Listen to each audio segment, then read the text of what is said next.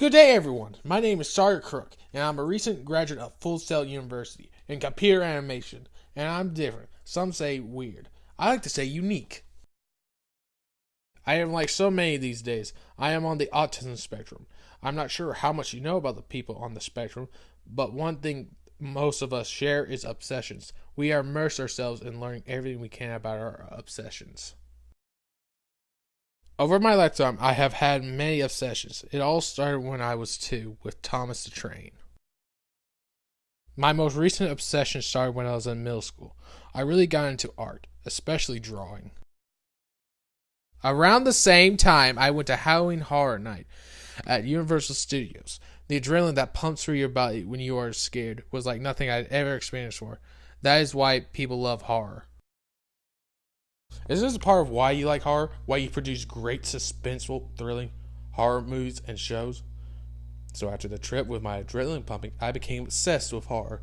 I would combine my horror obsessions with my drawings whenever possible, which is why I'm here today to talk to the authority on suspense, thriller, and horror about myself. Those on the autism spectrum aren't the only ones who have obsessions. Who else has obsessions? Those of you with truly dark minds probably already know this. The answer is psychopaths. Psychopaths obsess over many things, including but not limited to raping women, inflicting pain, mutilating bodies, or death. Their obsessions are much darker and dangerous, but they're still obsessed. Obsession is something they want to immerse themselves in and learn everything they can about it. Obsession is key to understanding both those on the autism spectrum and psychopaths. I'm here to tell you about an original ARC story TV series I've been working on for the past 2 years. The title of the series is Inside the Mind of a Psychopath. Obsession is key. The story is about a psychopath who is obsessed with watching life leave the human body. He imagines everything that will happen before it happens. What makes it different from other stories about psychopaths is when he sees it happening in his imagination, it is fully animated. The great part is his imagination is thrilling, scary, and the audience thinks the actual events will happen the same way. In truth, the actual event will happen differently, due to the unpredictability of his victims. But still, thrilling and scary. The audience will get twice the thrills and scares in one show.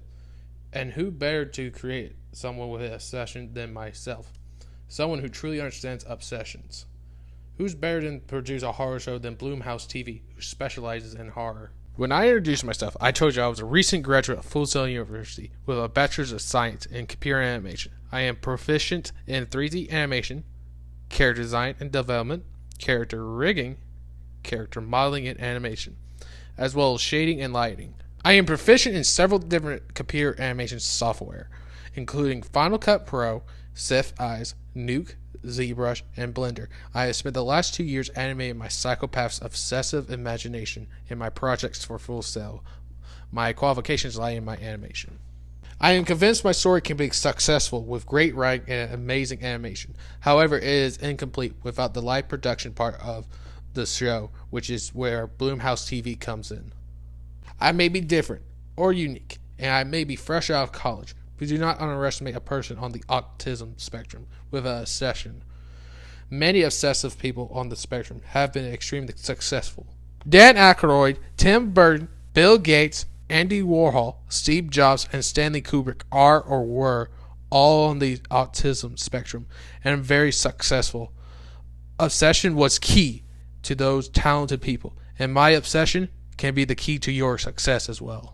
Inside the Mind of a Psychopath, Obsession is Key has two sides, live production and animation. The story arc starts with his first kill and ends in his inevitable capture. The series will run 36 to 40 episodes. Producing a story arc takes a story further than a movie, but not as long as an indefinite series, which becomes stale. The mixing of the Mia and young lead character would draw younger audiences in, while subject matter would draw a more mature audience.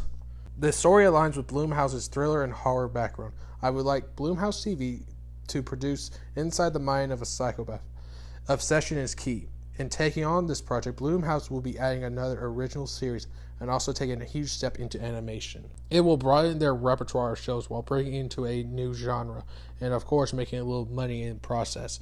The series can be produced in the way of Blumhouse is famous for. High-quality, micro-budget production, of course, maximizing profits. Obsession is key to make the series a success. My obsession and yours.